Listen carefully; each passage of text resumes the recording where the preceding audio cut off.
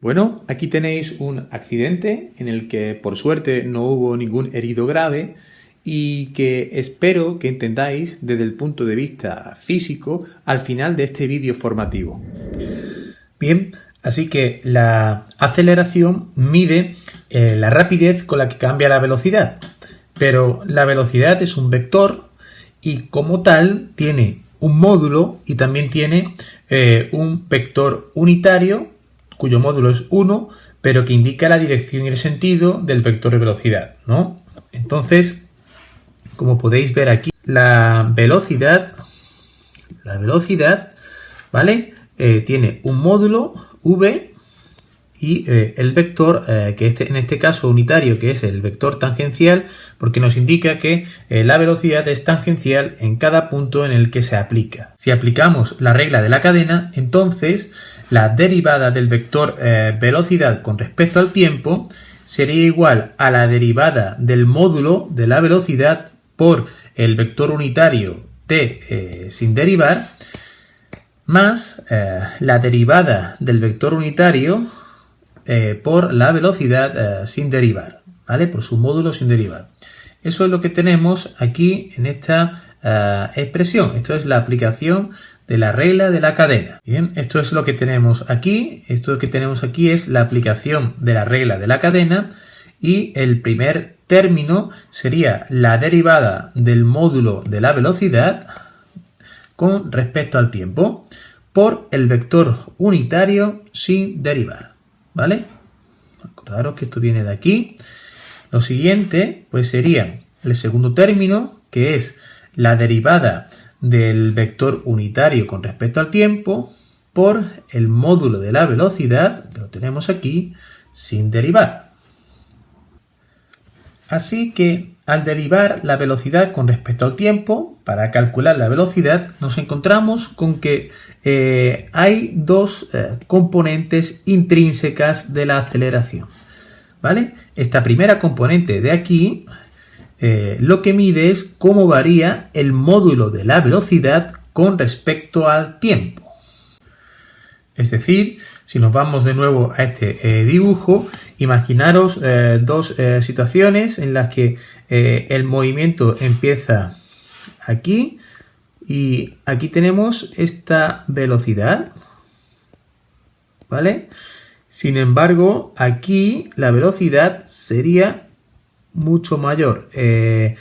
Ha habido una aceleración muy fuerte, ¿no? Entonces, ¿cómo sabemos eso? Porque el módulo, es decir, lo que mide la flecha del vector velocidad, veis que en este caso aquí es mayor que en este momento, ¿vale? Pues hay una velocidad que mide la rapidez con la que va variando ese módulo.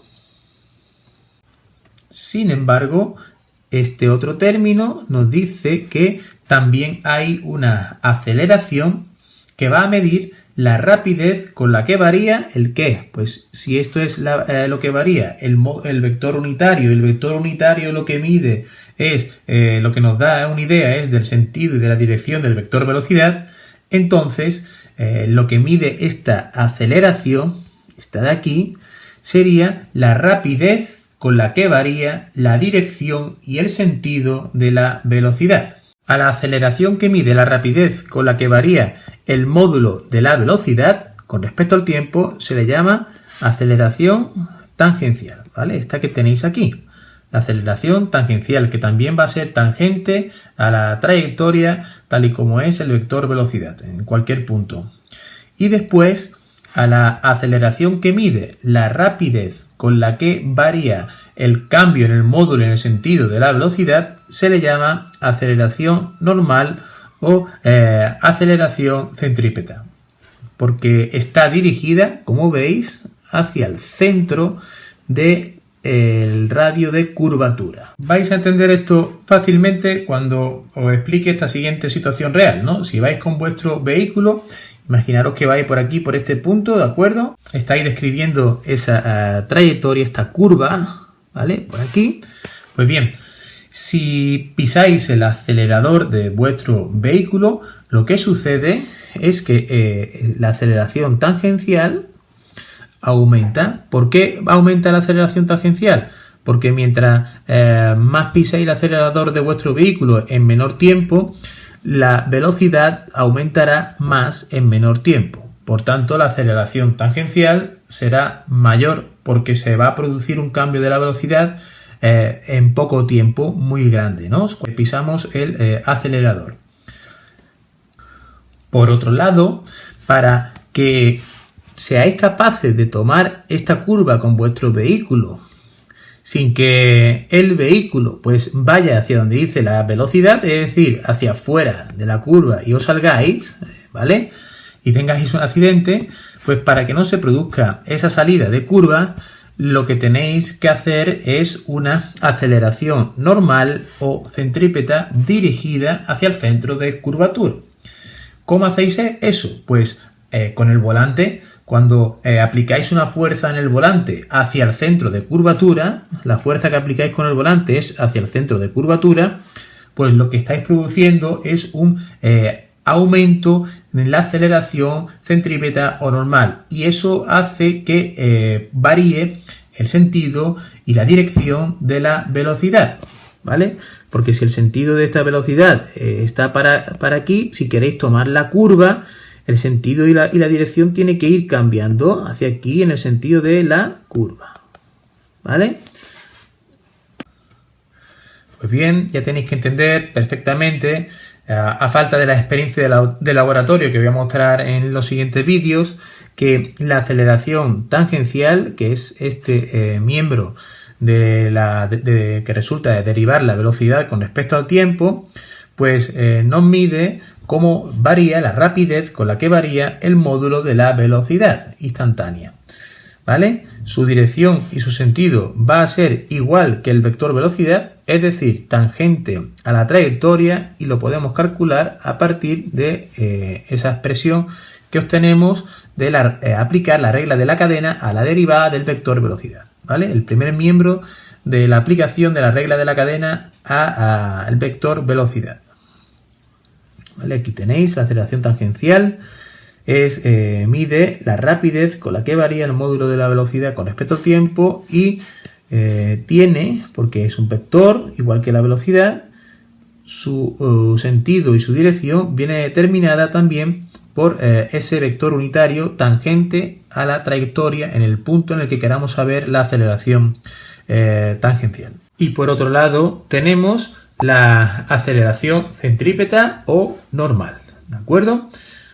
Pues esa aceleración centrípeta o normal, que viene dada por el segundo miembro de aplicar la regla de la cadena a la derivada de la velocidad con respecto al tiempo, pues se puede calcular a través de esta expresión de aquí. Si sabemos la velocidad con la que vamos en el punto en el que queramos calcular la aceleración normal, ¿vale?, y la elevamos al cuadrado y la dividimos por el radio de curvatura, entonces podemos calcular lo que vale el módulo de la aceleración normal. Esto es el módulo de la aceleración normal, ¿vale?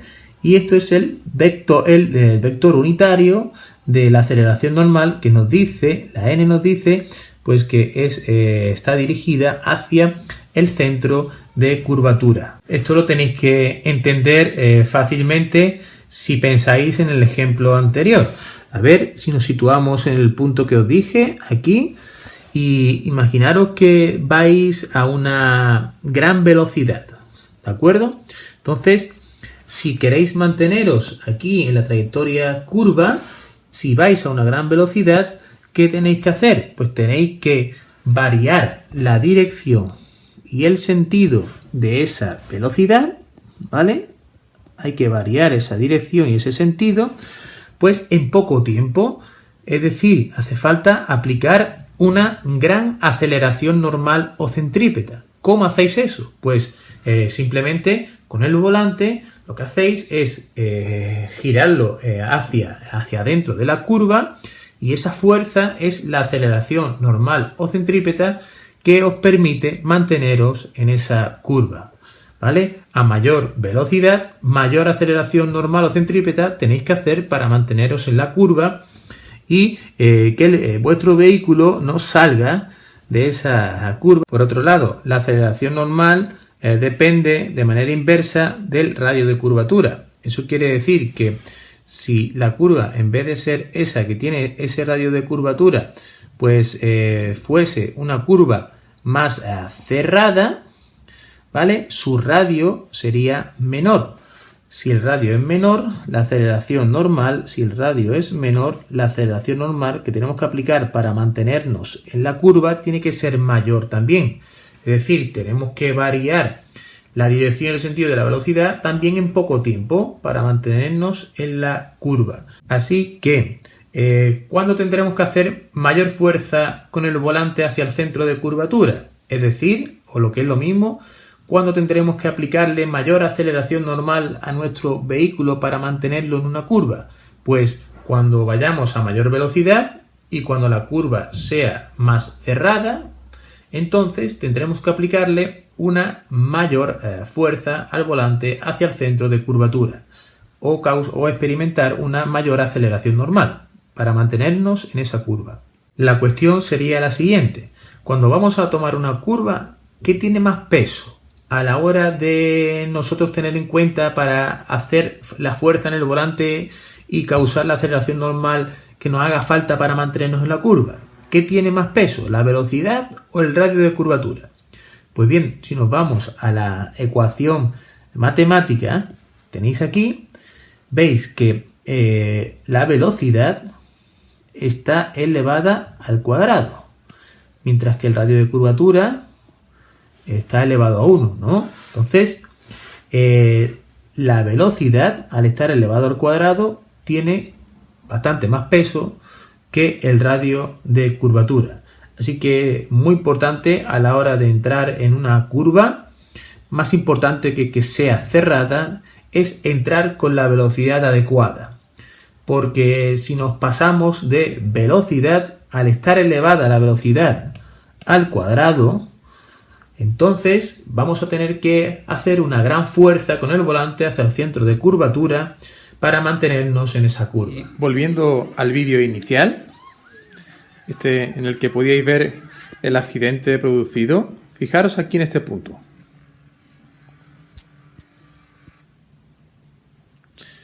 En este punto de aquí podéis ver perfectamente cómo en la trayectoria curva el vector velocidad, la velocidad que lleva ese automóvil, va en la dirección tangente a la curva, ¿vale? Es ese vector velocidad el que hace que el vehículo salga de la curva. Como podéis ver, la curva es cerrada, ¿vale?